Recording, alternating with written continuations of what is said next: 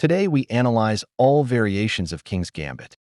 White starts with pawn to e4, and black responds with pawn to e5. Now white goes for the aggressive King's Gambit with f4, offering a pawn to open the attack. Black accepts the challenge and captures on f4. White develops the knight to f3, while black strikes in the center with d5. The knight jumps to c3, increasing pressure. Black pushes forward and captures on e4. White's knight recaptures on e4, taking control of the center. Black develops the bishop to g4, pinning the knight. White calmly plays queen to e2.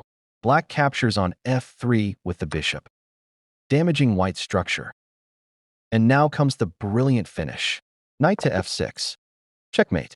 The knight attacks the king. The queen supports the attack, and black has no escape squares. What if black moves pawn to g5 instead of d5? White develops the knight to f3, and black pushes g5, defending the extra pawn. White advances h4, challenging black's kingside. Black responds with f6, trying to hold everything together. Now the attack begins. White's knight captures on g5, and black recaptures with the pawn. White brings the queen to h5, delivering the first check. Black's king steps to e7. The queen continues the hunt with qg5. The king retreats to e8. White keeps the pressure on with qe5. Black's king moves to f7. The bishop joins the attack with bc4, forcing the king to g6. Now comes a powerful move, h5. The king is driven to h6. White calmly places the queen on f4, preparing the final assault. Black tries to defend with qg5, but white strikes. Queen captures the bishop with check. Black's queen steps in to defend. And then the stunning finish. d3. Checkmate. Every escape square is covered, every defense has failed, and the black king is trapped. A brilliant attacking masterpiece from the King's Gambit. If you bring a bishop instead of a pawn, the bishop comes to c4, aiming directly at the vulnerable f7 square. Black pushes g4, attacking the knight. White castles kingside, prioritizing king's safety. Black captures on f3, opening dangerous lines.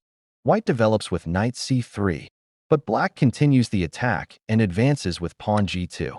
Now comes the sacrifice.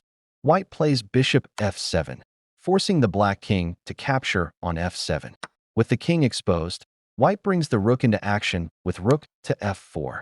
Black's king retreats to e8, but the attack is just getting started.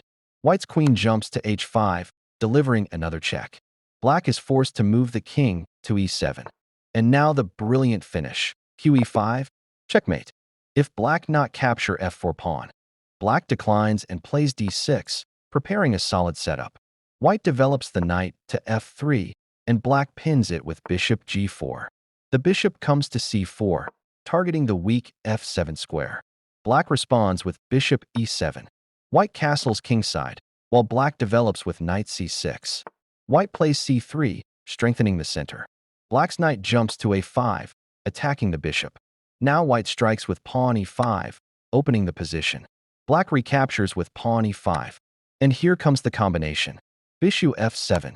The bishop sacrifices itself on f7, forcing the king to capture. White follows up with knight e5, bringing another piece into the attack and checking the king. Black's king runs to e6, but white's queen joins the action with queen g4. The king greedily captures the knight on e5, but this walks right into a mating net. White plays queen f5, forcing the king to d6. And now the stunning final move, qd5, checkmate. Thanks for watching. For more videos, please do subscribe.